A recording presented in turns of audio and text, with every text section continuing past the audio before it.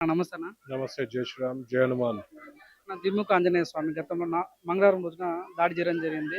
So ఈ రోజు పూజ కార్యక్రమం చేయడం జరిగింది.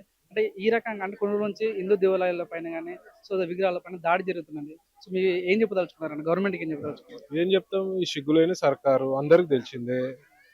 ఆల్రెడీ వాళ్ళు ఒక వర్గానికే సపోర్ట్ చేసుకుంటూ మాట్లాడుతారు. ఎంత దుస్థితి అంటే ఇవాళ భారతదేశంలో హిందూ వ్యతిరేకులు దాడులు చేస్తారు. హ్మ్.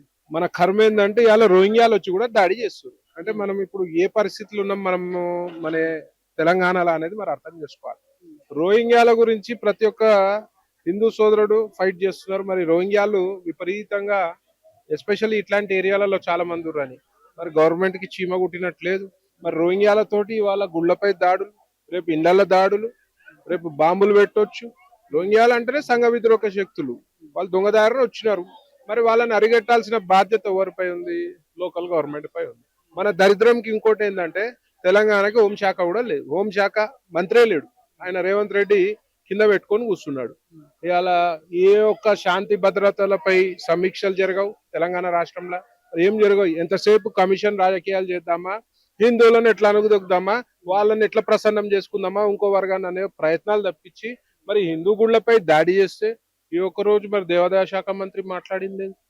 ఎంతసేపు బీజేపీ రావాలి, ఎంతసేపు బజరంగ దళ్ రావాలి, ఎంతసేపు హిందూ వాహిని రావాలి, హిందూ భక్తులు రావాలి తప్పించి మరి ఇక్కడ ఇట్లాంటి సంఘటనలు చాలా జరిగినాయి. మరి ఏ రోజు వాళ్ళ ఎమ్మెల్యేలు వచ్చి అయ్యో ఇట్లా అయింది, మరి దీన్ని కాకుండా చర్యలు తీసుకుంటాం, ఒక కఠినమైన చర్యలు తీసుకుంటాం అని ఒక హిందువులకు హామీ ఇయ్యరు.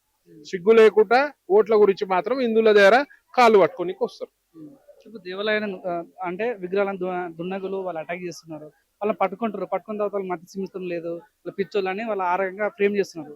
అంటే ఏం చెప్పదలుచుకున్నారు సార్? అదే అంటున్నా. ఇప్పుడు ఆ కేసు ఆయన పట్టుకోగానే ఆడు ఓవైసీ గారు ఫోన్ చేస్తుండొచ్చు. చేయగానే వీళ్ళు వాళ్ళ సంకలు నాకుంటూనే ఉంటారు 24/7. ఓవైసీని ప్రసన్నం చేసుకునే ప్రయత్నం తప్పితే వీళ్ళకేం లేదు. ఎవరిపైనా సరే ఎవరి మనోభావాలకు ఇచ్చపరిచినా హిందువులైతే ఎవరు జోలికి పోరు. మేమైతే ఎవరిపై దాడి చేయం. వేరే మందిరాలపై దాడి చేయం కదా, వేరే వాళ్ళ ప్రార్థనా మందిరాలపై.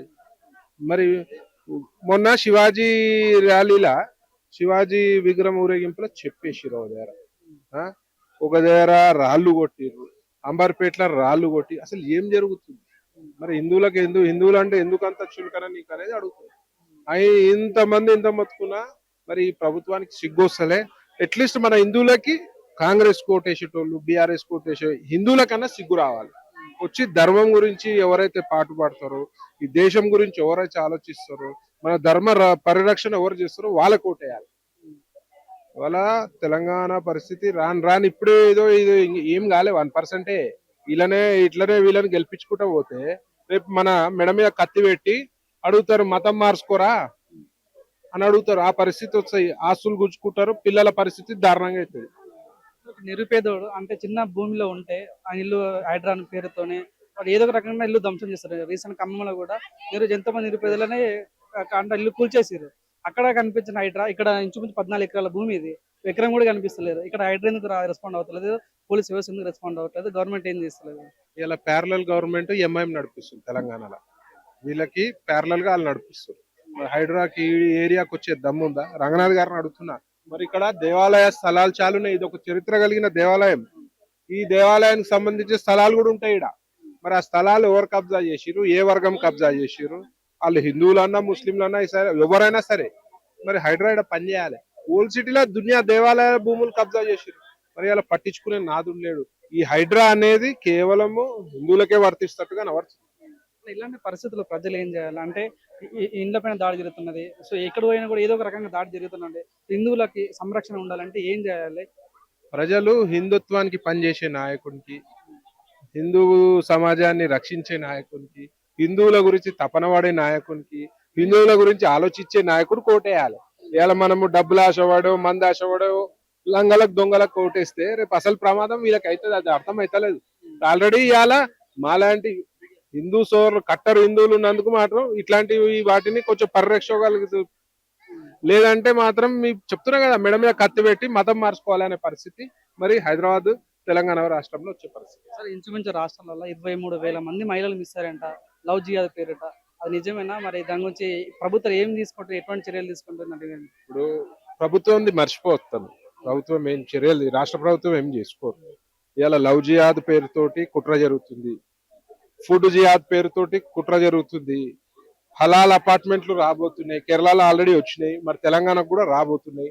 మరి ఇట్లాంటి కుట్రలు ఆల్రెడీ ఒక డాక్టర్ గాని పట్టుకురు కదా, అప్పుడు పట్టుకుంటే వాడు రైజిన్ అనేది ఒక విష పదార్థం నీళ్ళలో కలిపి హిందువులను మాస్ కిల్లింగ్ చేయాలనే ప్రయత్నం చేశారు. అది కేంద్ర బలగాలు వచ్చి కుట్ర భగ్నం చేశారు. మరి అట్లాంటి కుట్రలు ఏమైతున్నాయి?